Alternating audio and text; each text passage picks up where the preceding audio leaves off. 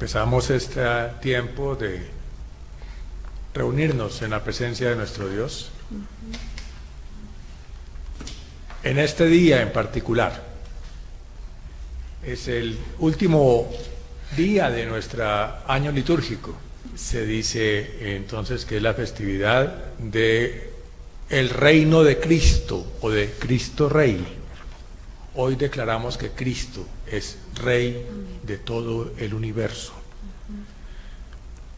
Por ser el Rey, tiene la potestad de venir a juzgar a vivos y muertos, como decimos en el credo. Tiene la potestad de declarar suyos a todas las criaturas, a todos nosotros, no solamente como posesión, sino como hijos. Y por eso cada uno cuenta para el Señor, cada uno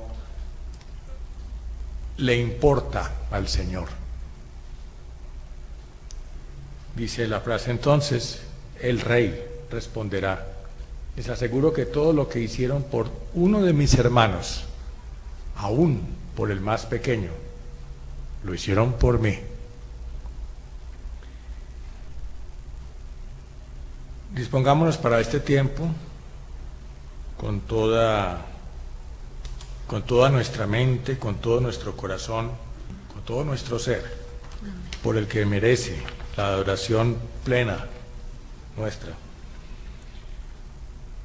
Porque Él es nuestro Padre, Él es nuestro Creador, Él es nuestro Dios. Dice Ezequiel 34, versos del 11 al 16 y del 20 al 24.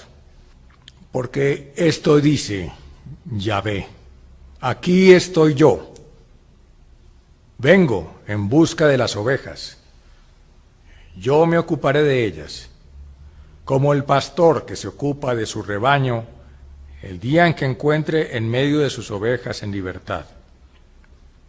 Yo también me ocuparé de mis ovejas y las sacaré de todos los lugares por donde se dispersaron ese día de negras nubes y tinieblas.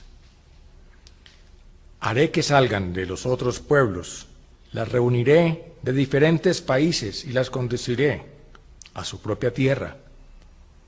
Haré que ramoneen por las montañas de Israel, en los valles y en todas las praderas del país. Sí, haré que ramoneen en un buen potrero.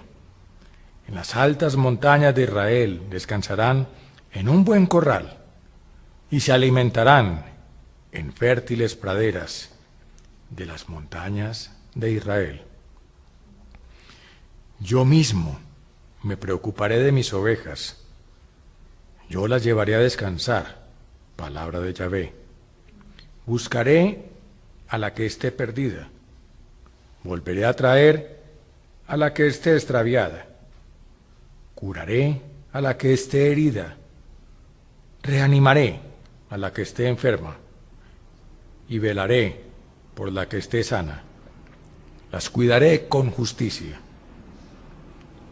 Por eso, dice Yahvé, juzgaré tanto a las ovejas gordas como a las flacas.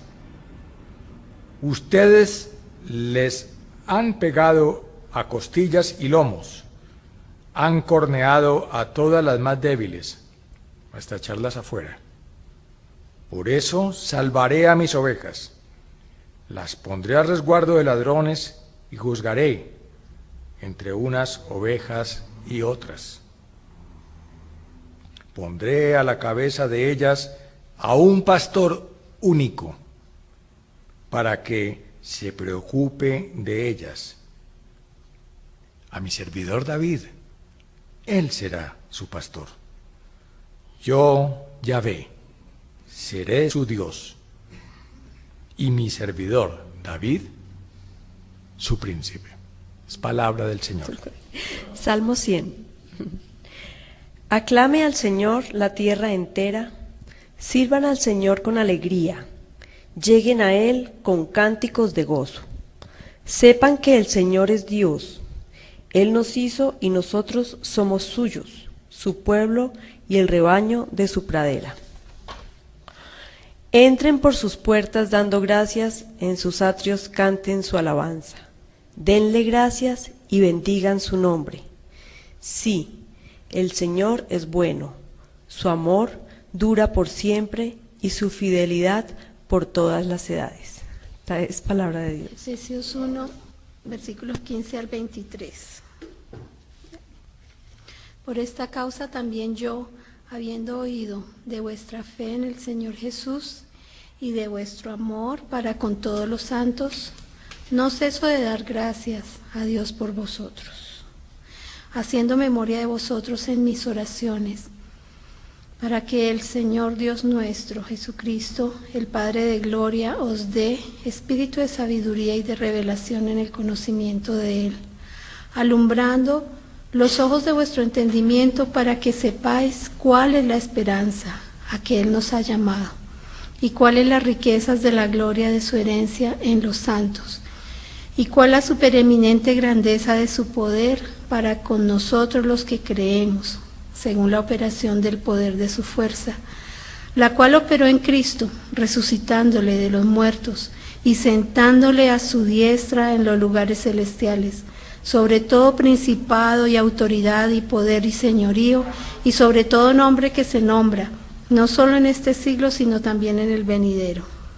Y sometió todas las cosas bajo sus pies, y lo dio por cabeza sobre todas las cosas a la Iglesia, la cual es su cuerpo, la plenitud de aquel que todo lo llena en todo. Es palabra de Dios. Vamos a Mateo 25. Vamos a leer del versículo 31 al 46. Cuando el Hijo del Hombre venga en su gloria, rodeado de todos sus ángeles, se sentará en el trono de gloria que es suyo. Todas las naciones serán llevadas a su presencia y se separará a unos de otros, al igual que es pastor separa a las ovejas de los chivos. Colocará a las ovejas a su derecha y a los chivos a su izquierda. Entonces el rey dirá a los que están a su derecha: vengan, benditos de mi Padre, y tomen posesión del reino que ha sido preparado para ustedes desde el principio del mundo. Porque tuve hambre y ustedes me dieron de comer. Tuve sed y ustedes me dieron de beber. Fui forastero y ustedes me recibieron en casa. Anduve sin ropas y me vistieron. Estuve enfermo y fueron a visitarme. Estuve en la cárcel y me fueron a ver. Entonces los justos dirán: Señor, ¿cuándo te vimos hambriento, o te dimos de comer o sediento y te dimos de beber? ¿Cuándo te vimos forastero y te recibimos, o sin ropa y te vestimos? ¿Cuándo te vimos enfermo o en la cárcel y fuimos a verte? El rey responderá: en verdad les digo, que cuando lo hicieron con alguno de mis más pequeños de mis hermanos, me lo hicieron a mí. Dirán pues a los que están a la izquierda: malditos, aléjense de mí y vayan al fuego eterno que ha sido preparado para el diablo y sus ángeles. Porque tuve hambre y ustedes no me dieron de comer. Tuve sed y ustedes no me dieron de beber. Era forastero y no me recibieron en su casa. Estaba sin ropa y no me vistieron. Estuve enfermo y encarcelado y no me visitaron. Estos preguntarán también: Señor, ¿cuándo te vimos hambriento o sediento, desnudo y forastero, enfermo o encarcelado y no te ayudamos? El rey le responderá: en verdad les digo, siempre que no lo hicieron con alguno de los más pequeños, ustedes dejaron de hacerlo a mí. Y estos dirán a un súplico eterno, y los buenos a la vida eterna.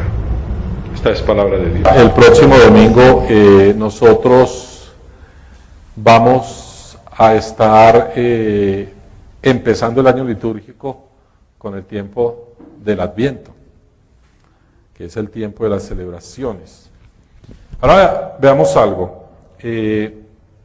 Los capítulos 24 y 25 son el discurso escatológico de Jesús que concluye con las 3 parábolas de juicio. Acuérdense que fue el siervo fiel y el infiel, las vírgenes prudentes e insensatas, la de los talentos, y concluye ahora con esta que se llama el juicio a las naciones.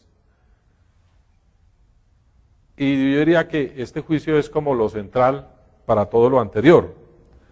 También se le conoce como la parábola de las ovejas y los cabritos, donde Jesús sorprende a los justos y a los injustos con un juicio. Y es una continuación inmediata del texto del domingo anterior, del sábado anterior que nos predicó José. Y esta no es una situación de espera como fueron las anteriores. Las anteriores fueron como de espera, no, esta ya es una situación de cumplimiento, del cumplimiento de los tiempos. Ahora es importante ver el contraste de las 2 venidas de Jesús, para que nos pongamos en contexto. En la primera venida del Señor Jesús se vació a sí mismo, llegando a este mundo como un siervo, concebido por una mujer soltera, nació en un establo y su cuna fue un pesebre. Como hombre no tuvo un lugar en donde reclinar la cabeza, como dice la palabra. Y estos humildes motivos tenían un principio y tenían un motivo. El motivo era para que habitara entre nosotros y para atraernos a Él. Es más fácil, como forma humana, siendo humano, mezclarse con nosotros, habitar entre nosotros y atraernos a Él. En cambio, en la segunda venida la situación va a ser diferente, porque ya ese tiempo de la amabilidad, ese tiempo de la cortesía va a pasar y ya esas circunstancias humildes ya no van a servir al propósito de Jesús. Por lo tanto, dice aquí la palabra que Jesús vendrá con toda su gloria, con todo su esplendor. Va a venir con todo el séquito de sus ángeles. O sea, como dice, con todos los juguetes, sentado en su trono, con todas las naciones reunidas alrededor de Él. Y lo va a hacer así porque de ahí en adelante Él va a escribir el siguiente capítulo de la historia humana.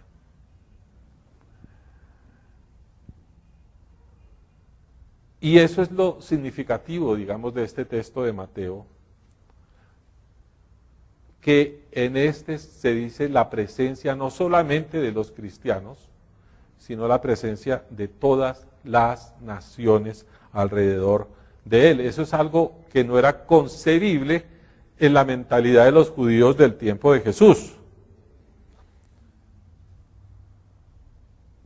En sí mismo el texto es una parábola, puede decirse, aunque algunos dicen que no es una parábola, a través de la cual Jesús hace ver a sus discípulos que el futuro reino de Dios, en el futuro reino de Dios también van a haber participación aquellos que no son miembros del pueblo de Dios. Y en el que el Rey Jesús va a separar a los fieles de los infieles, o a los fieles falsos de los incrédulos. Por lo tanto, la mejor evidencia de que somos creyentes es la forma en que actuamos. Y ahí el Señor Jesús pues da los parámetros. Es la forma como nosotros vemos al otro, como si fueran Jesús. Por eso he llamado así esta predicación, como si fueran Jesús.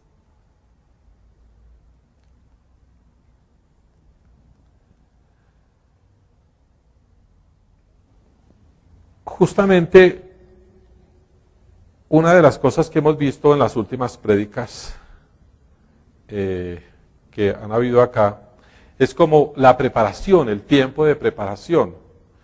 Pero no solamente es un tiempo de preparación pasivo nuestro, en el que nosotros simplemente estamos como estudiando o preparándonos para actuar en un futuro, sino que este es un tiempo de preparación en el cual nosotros ya vamos actuando, ya vamos construyendo el reino de Dios en la tierra. Entonces, según las últimas prédicas, nosotros hemos sido llamados a ser comunidad. Una comunidad en la cual el hermano da la vida por el hermano. Hemos sido llamados a ponernos el traje de Jesús, el traje de la fe, el traje de la santidad. Hemos estado llamados también a estar preparados, precavidos, esperando la llegada del Señor Jesús y actuando. Y también hemos estado llamados a utilizar bien las riquezas, los talentos que el Señor nos ha dado, poniéndolos al servicio de Dios.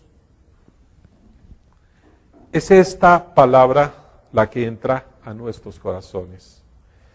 Es esta palabra la que nos transforma para el amor en acción. Porque son muy pocos los que pueden actuar de una forma natural así. La mayoría tenemos que aprender. Tenemos que aprender a actuar con bondad. Tenemos que transformar nuestros corazones para actuar como Jesús actúa. La mayoría de nosotros tenemos que aprender a ver a los demás como Jesús los ve, porque eso no nos nace. Y ese es precisamente donde radica el poder transformador de la palabra, pero el poder transformador del Espíritu Santo en la vida de nosotros los creyentes. Así que ese tiempo de espera es un tiempo activo, un tiempo en el que nosotros somos transformados y un tiempo en el cual nos preparamos y nos estamos preparando para ese juicio final, cuando va a llegar el Rey con toda su gloria, con todo su esplendor, a juzgar a todas las naciones, creyentes y no creyentes. Así que allá en ese juicio no se va a hablar de qué religión era usted, ¿cierto? No se va a hablar de cómo era su fe, ni de cómo eran sus costumbres. Es que usted era anglicano, usted era católico, usted era... Eso no va a ser para Dios.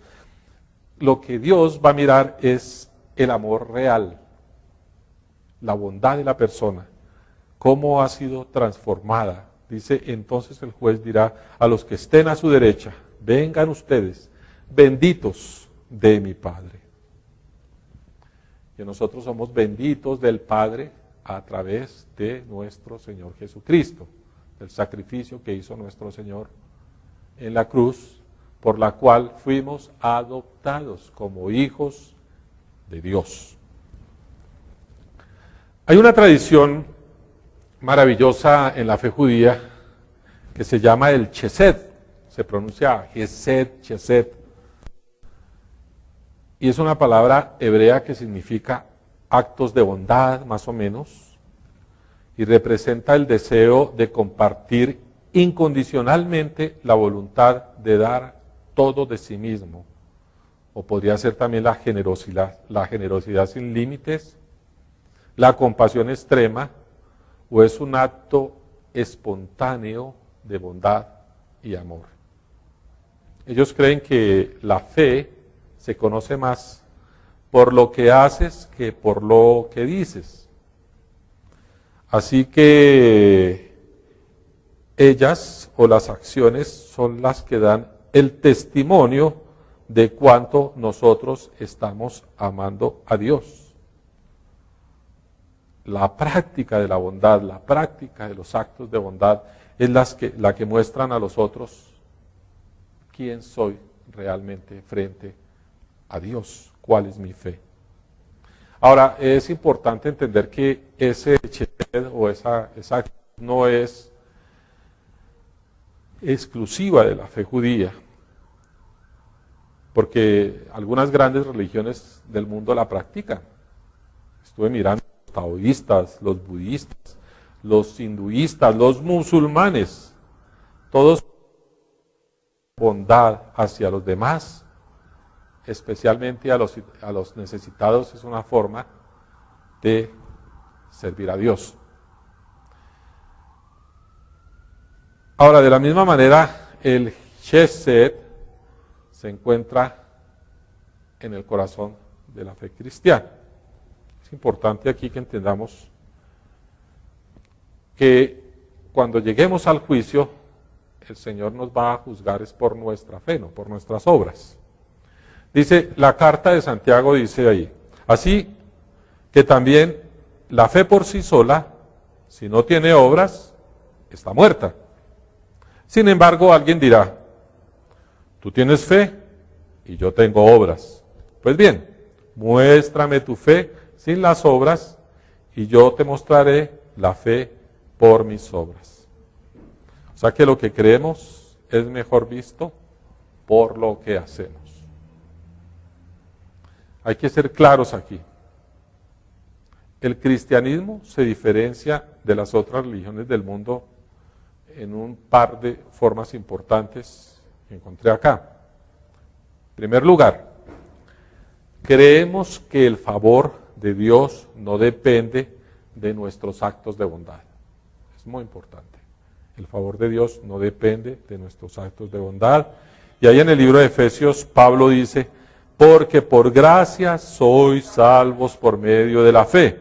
Y esto no de vosotros, pues no es don de Dios, no por obras, para que nadie se gloríe. Hacemos buenas obras, no para ganar puntos o evitar la ira de Dios, sino para mostrar nuestra gratitud por la gracia y el amor de Dios. Por eso Juan dijo, nosotros lo amamos a Él porque Él nos amó a nosotros primero. Así que las obras y nuestro comportamiento lo hacemos es como respuesta a la salvación que nuestro Señor Jesucristo ha dado, pero también lo hacemos porque hemos sido formados por el Espíritu Santo. No, eso no es algo que nos nazca a nosotros. Es muy difícil. Ahora, hay gente que por naturaleza lo hace. Son colaboradores, son bondadosos, son buenas papas. Y en segundo lugar, en que si para judíos, musulmanes y otros los actos de bondad son de carácter humanitario, para nosotros son más que eso, o deben ser más que eso, porque creemos que el servicio a los demás, en el servicio a los demás, en realidad estamos sirviendo ¿a quién? A Jesús. En el servicio a los demás estamos sirviendo a Jesús. De cierto os digo, por cuanto hicisteis a uno de los más pequeños de estos mis hermanos, lo hicisteis a mí. Y me parece interesante porque esta es una forma una manera de expresión de la misma encarnación, porque Jesús no vino al mundo solo como el niño de Belén, sino que su espíritu está vivo hoy en el mundo y lo podemos ver en los rostros de los que nos encontramos, en los rostros del otro, en los rostros de aquellos que están en desventaja, como son los pobres, los marginados, los extranjeros, los presos injustamente, los necesitados de Dios. Ahora, yo diría que cualquiera, porque nos hemos dado cuenta que hay gente tan rica que lo único que tienen es plata, y hay pobres que lo único que les falta es plata. ¿La cogieron o no? ¿Qué quiere decir? El dinero no hace la felicidad. El dinero no hace la gente feliz, no hace la gente plena.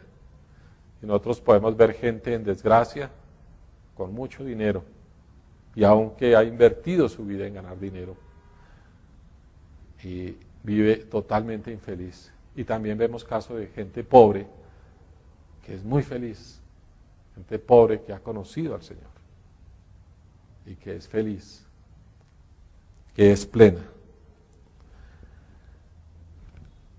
Entonces, ¿en dónde vemos al Señor Jesús?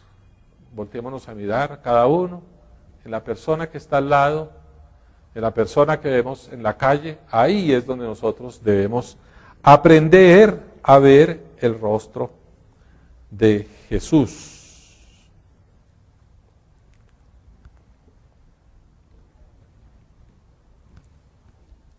En la fe cristiana, este chesed podría llamarse la práctica de la bondad en el nombre de Cristo.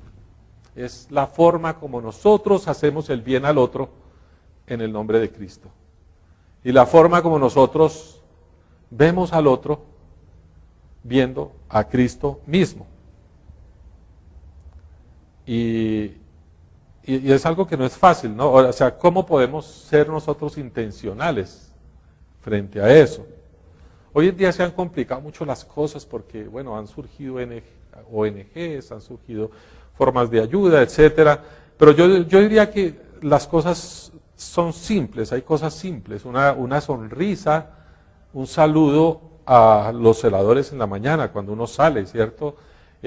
Al cruzar la calle, cederle el paso a una persona.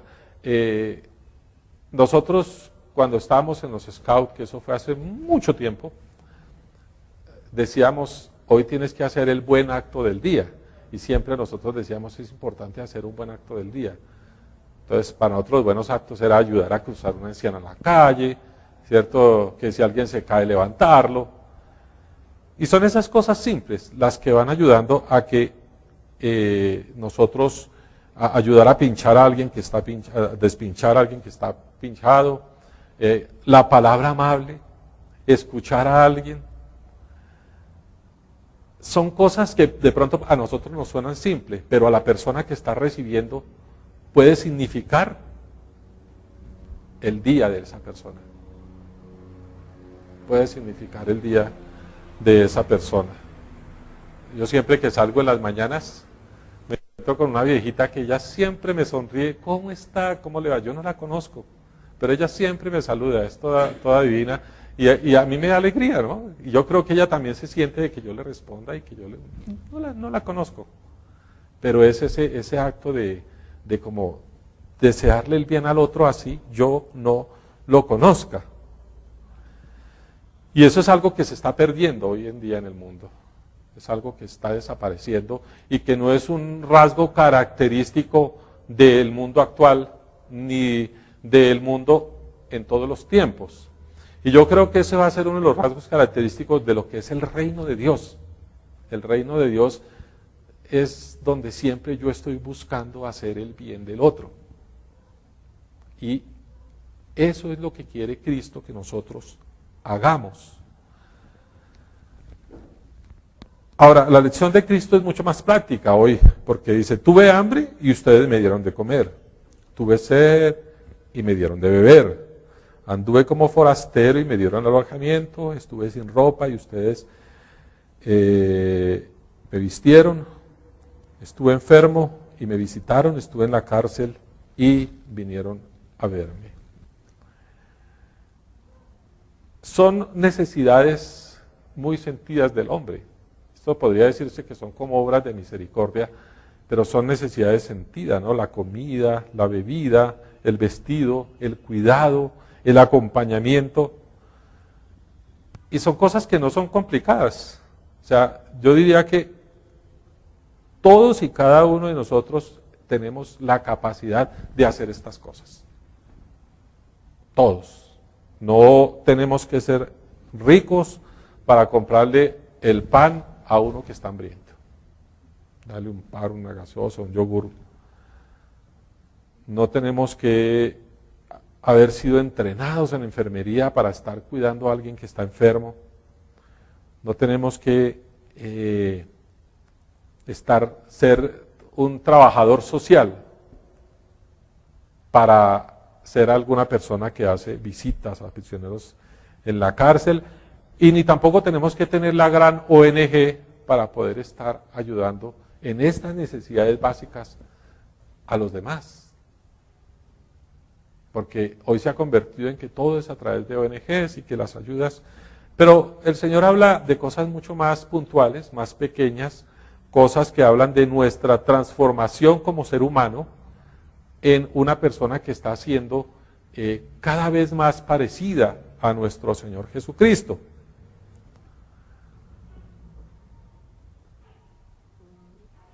Estaba leyendo que Bill Gates hasta el momento ha dado casi 23.000 millones de dólares en diferentes obras de caridad alrededor del mundo. Entonces, si las cosas fueran por obras, el hombre ya tendría ganado como 4 cielos. Y sucede que es que esas organizaciones y ese dinero por sí solo ya trabajan solos. Ese dinero trabaja solo. Yo creo que ya no tiene que preocuparse por las cosas porque eso trabaja solo. Nosotros sí tenemos que preocuparnos por nuestro ser diario, por nuestro quehacer diario. El Señor Jesús antes en este evangelio también le dice al hombre rico que venda todo lo que tiene y se lo dé a los pobres. Pero en este pasaje no hay ese tipo de demandas. El Señor Jesús habla de actos de bondad, que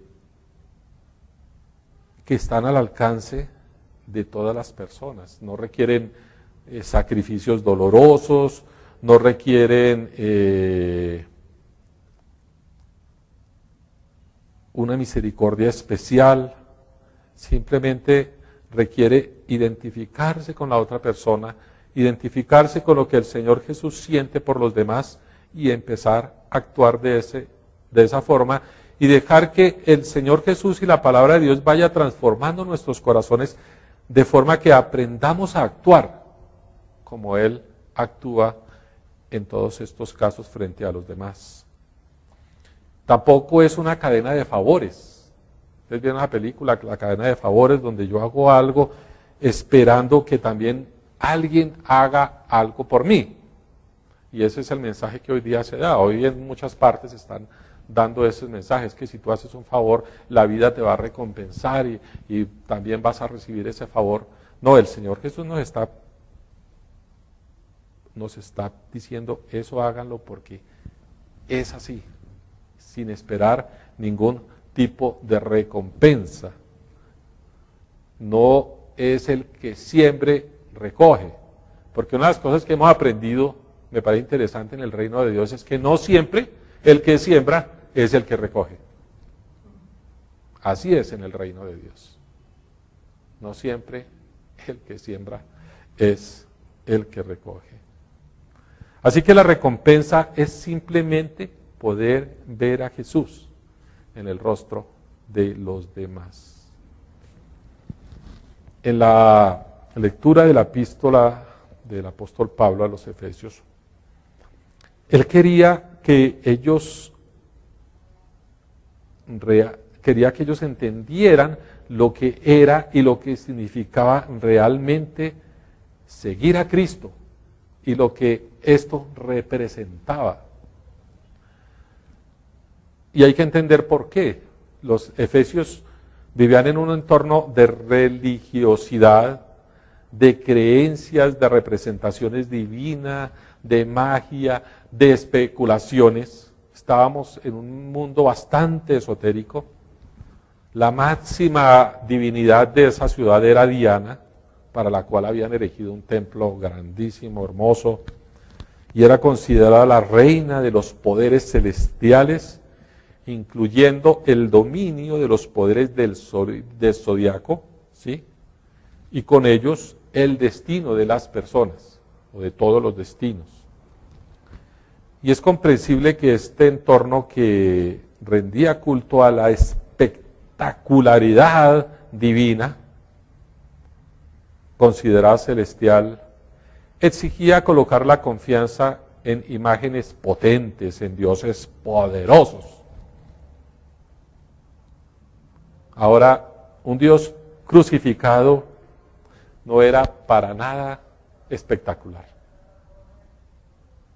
y sus planteamientos de conversión, amor al prójimo, perdón, solidaridad, vida en comunidad, eran totalmente contraculturales.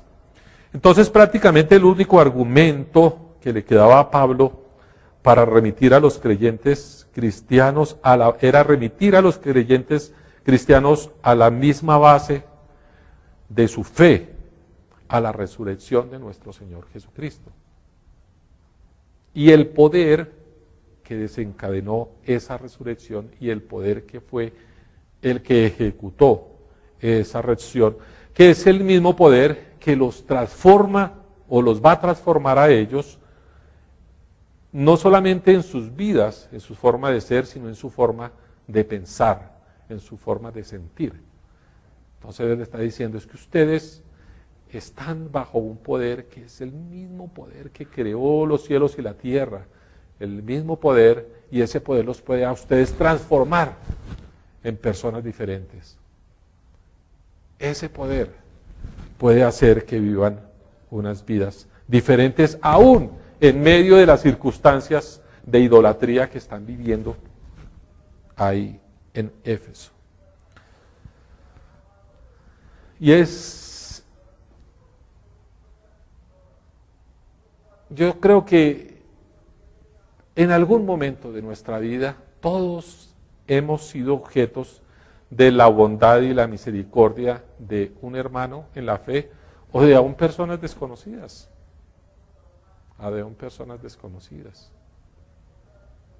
Yo cuando tenía como mis 18 años, me embarqué en una aventura a irme hacia la costa echando dedo, y me demoré como 3 días, pero en ese entonces llevé como lo equivalente ahora a unos 30,000 pesos. O sea que eso eran cuestión de 4 o 5 almuerzos. Pero durante todo el camino encontré el favor de personas que me invitaron a su casa, personas que me dieron de comer, me alojaron. O sea, es increíble ver la bondad de la gente con personas que eran extrañas. Yo era un muchacho de 18 años. Ahora, eso como fue hace tanto tiempo, pues las situaciones eran diferentes a lo que es ahora. Así que todos y cada uno de nosotros, y especialmente nosotros los cristianos, los que hemos sido transformados por el Espíritu Santo, o los que estamos en el proceso de transformación del Espíritu Santo en nosotros, pareciéndonos cada vez más a nuestro Señor Jesucristo, somos vehículos de la bondad de Dios para con los seres humanos. Nosotros somos los portadores de esa bondad. Somos la forma como el Señor va a expresar su bondad, su misericordia, su amor a los otros seres humanos. Podemos nosotros ser el ángel que Dios envía para ayudar a otro, sea creyente o no sea creyente, simplemente alguien que está en apuros y está necesitando la ayuda de Dios. Son cosas pequeñas, pero eso va sumando. Hay en muchos seminarios de esos de autosuperación que tomé yo cuando estuve haciendo cursos de ventas, que llamaban las pequeñas cosas. Eso es un poema de Julia Carney hace mucho tiempo. Dice, pequeñas gotas de agua, pequeños granos de arena, forman el poderoso mar y la bella tierra. Y los pequeños momentos, por humildes que sean, hacen parte de la eternidad. Así que esos pequeños actos de bondad que nosotros vamos haciendo cada día hacen que nosotros mismos también vayamos siendo transformados de gloria en gloria, como dice la misma palabra. Porque vamos poniendo el amor que Dios nos da, vamos siendo vehículos del amor de Dios para transformar el mundo que nos rodea en el reino de Dios.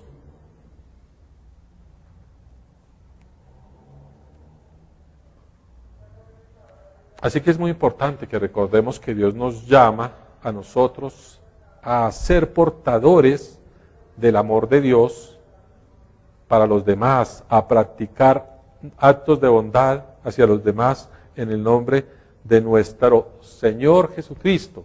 Así honramos a Cristo mismo y le ayudamos a cumplir la misión de reconciliar al mundo con Dios. Esa es nuestra labor. Al mismo tiempo, nosotros estamos siendo transformados y unidos. Yo creo que es muy importante porque esa es la utopía que todos tenemos en nuestro ser, el reino de Dios, donde todos sean buenos con todos.